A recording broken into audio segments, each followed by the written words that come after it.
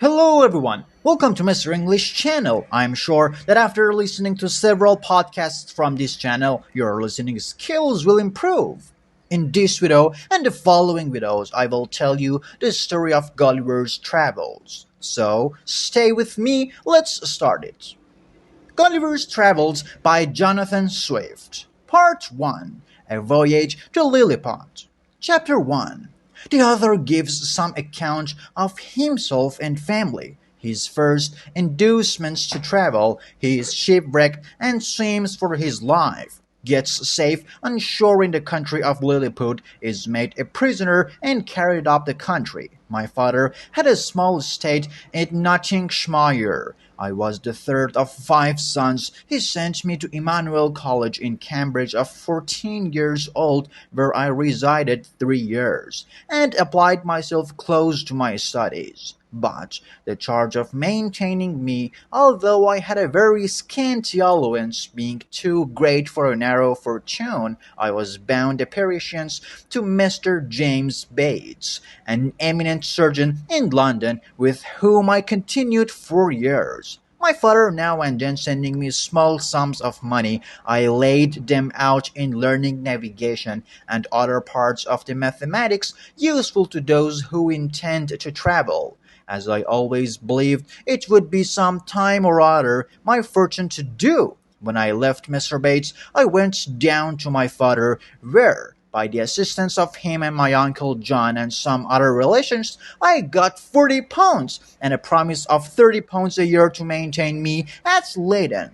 There I studied physics 2 years and 7 months, knowing it would be useful in long voyages. Soon after my return from Leyden, I was recommended by my good master, Mr. Bates, to be surgeon to the Swallow, Captain Abraham Pennell, commander, with whom I continued 3 years and a half, making a voyage or two into the Levant and some other parts. When I came back, I resolved to settle in London, to which Mr. Bates, my master, encouraged me, and by him I was recommended to several patients. I took part of a small house in the old Jewry, and being advised to alter my condition, I married Mrs. Mary Burton, second daughter to Mr. M. Dude Burton, hosier in Navgate Street, with whom I received £400 for a portion. But my good Master Bates dying in 2 years after, and I having few friends,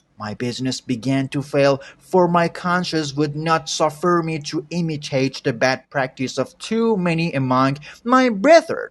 Having therefore consulted with my wife and some of my acquaintances, I determined to go again to sea. I was surgeon successively in two ships and made several voyages for 6 years to the East and West Indies, by which I got some addition to my fortune. My hours of leisure I spent in reading the best authors, ancient and modern, being always provided with a good number of books, and when I was ashore, in observing the manner and dispositions of the people, as well as learning their language, wherein I had a great facility. By the strength of my memory, the last of these voyages not proving very fortunate, I grew weary of the sea and intended to stay at home with my wife and family. I removed from the old Jewry to Fetter Lane, and from thence to Wapping, hoping to get business among the sailors. But it wouldn't turn to account.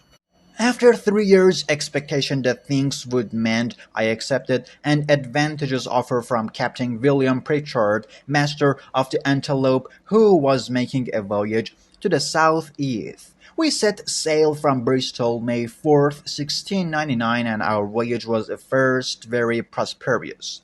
It would not be proper, for some reasons, to trouble the reader with the particulars of our adventures in those seas.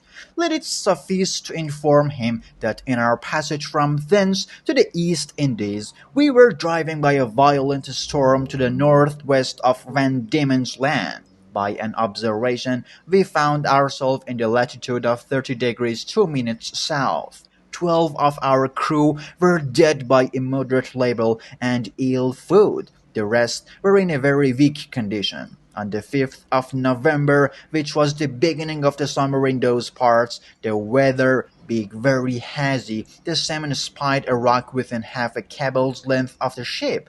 But the wind was so strong that we were driven directly upon it and immediately split. Six of the crew of the whom I was on, having let down the boat into the sea, made a shift to get clear of the ship and the rock. We rowed by the computation about 3 leagues, till we were able to work, no longer being already spent with labor while we were in the ship. We therefore trusted ourselves to the mercy of the waves, and in about half an hour the boat was ours by a sudden flurry from the north. What became of my companions in the boat, as well as of those who escaped on the rock, or were left in the vessel, I cannot tell, but conclude they were all lost. For my own part, I swam as fortune directed me, and was pushed forward by wind and tide. I often let my legs drop and could feel no bottom. But when I was almost gone and able to struggle no longer, I found myself within my depth, and by this time the storm was much abated. The declivity was so small that I walked near a mile before I got to the shore, which I conjectured was about 8 o'clock in the evening. I then advanced forward near a half-mile, but couldn't discover any sign of houses or inhabitants. At least I was in a weak condition, and I didn't observe them. I was extremely tired, and with that and the heat of the water, and about half a pint of brandy that I drank as I left the ship, I found myself much inclined to sleep. I lay down on the grass, which was very short and soft, where I slept sounder than I ever remember to have done in my life, and as I knocked about 9 hours, for when I awaked I was just daylight. I attempted to raise, but wasn't able to stir, for as I happened to lie on my back, I found my arms and legs were strongly fastened on each side to the ground, and my hair, which was long and thick, tied down in the same manner. I likewise felt several slender ligatures across my body, from my armpits to my thighs. I could only look upwards. The sun began to grow hot, and the light opened my eyes. I heard a confused noise about me, but in the posture I lay, could see nothing except the sky. In a little time I felt something alive moving on my left leg, which, advancing gently forward over my breast, came almost up to my chin. When bending my eyes downwards as much as I could, I perceived it to be a human creature not 6 inches high, with a bow and arrow in his hands, and a quiver at his back. In the meantime, I felt at least 40 more the same kind, as I conjectured. Following the first, I was in the utmost astonishment, and roared so loud that they all ran back in the fright, and some of them, as I afterwards told, were hurt with the falls they got by leaping from my sides upon the ground. However, they soon returned, and one of them, who ventured so far as to get full sight of my face, lifting up his hands and eyes by way of admiration, cried out in shrill but distinct voice, "Hekina Diggle!" The others repeated the same words several times. But then I knew not my death dismayed. I lay all this while, as the reader may believe, in great uneasiness. At length, struggling to get loose, I had the fortune to break the strings and wrench out the pegs that fastened my left arm to the ground. For, by lifting it up to my face, I discovered the methods they had taken to bind me, and at the same time with a violent pull, which gave me excessive pain, I a little loosened the strings that tied down my hair on the left side, so that I was just able to turn my head about 2 inches. But the creatures ran off the second time before I could seize them, whereupon there was a great shout in a very shrine sentence, and after it ceased I heard one of them crazy aloud Tolgo Pohank, when in an instant I felt above 100 arrows discharged on my left hand, which pricked me like so many needles, and besides they shot another flight into the air, as we do bombs in Europe, whereof many, I suppose, fell on my body. though I felt them not, and some on my face which I immediately covered with my left hand. When this shower of arousal was over, I feel a groaning with grief and pain and then striving again to get loose. They discharged another volley larger than the first, and some of them attempt with the spears to stick me in the sides. But by good luck I had on birth jerking, which they could not pierce. I thought it the most prudent method to lie still, and my desire was to continue so still night. When my left hand being already loose, I could easily free myself, and as for the inhabitants, I had reason to believe I might be a match for the greatest army they could bring against me, if they were all of the same size with him that I saw. But fortune disposed otherwise of me. When the people observed I was quiet, they discharged no more arouse. But by the noise I heard, I knew their numbers increased, and about 4 yards from me, over against my right ear, I had a knocking for above an hour, like that of people at work when turning my head that way, as well as the pegs and strings would parent me.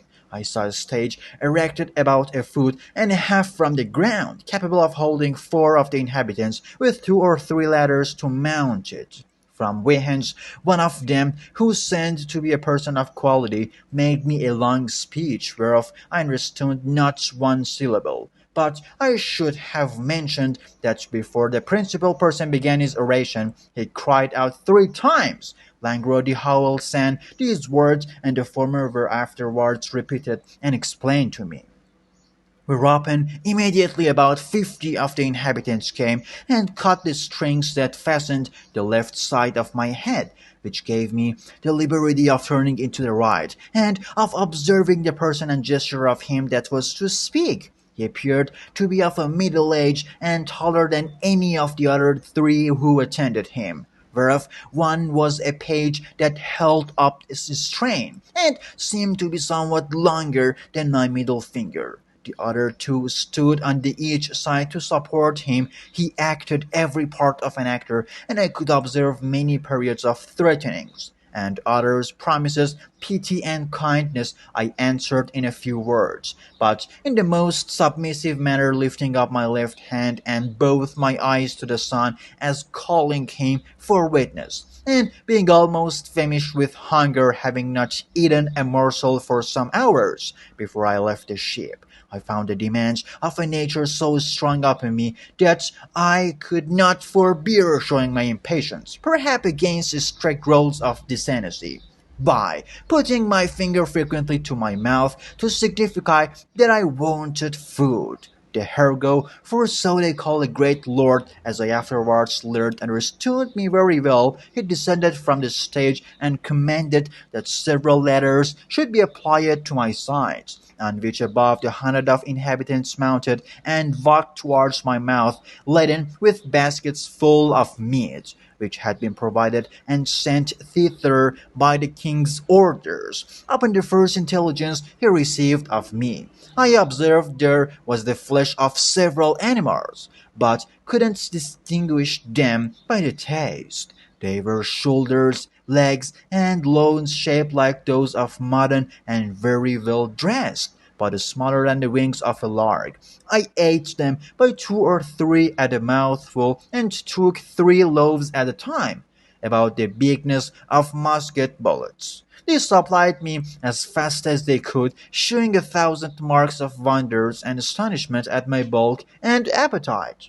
I then made another sign that I wanted drink. They found me by eating this small quantity would not suffice me, and being a most ingenious people, they slung up with great dexterity one of their largest house sheets, then rolled it towards my hand and bit out the top. I drank it off at a draught, which I might well do, for it didn't hold half at the point, and it tasted like a small wine of Burgundy, but much more delicious. They brought me a second hogshead, which I drank in the same manner, and made signs more, but they had gone none give to me. Which I had performed these wonders, they shouted for joy and danced up my breast, repeating several times as they did at first. He cannot jiggle. They made me a sign that I should throw down the two hogsheads, but first warning the people below to stand out of the way, crying aloud Borach Mavula, and when they saw the vessels in the air, there was a universal shout of Hekina Diggle. Dear friends, wait for the next parts of this story. Thank you so much for watching this far into the video. Remember to subscribe to the Mr. English channel and hit the bell icon to be notified when I post new videos.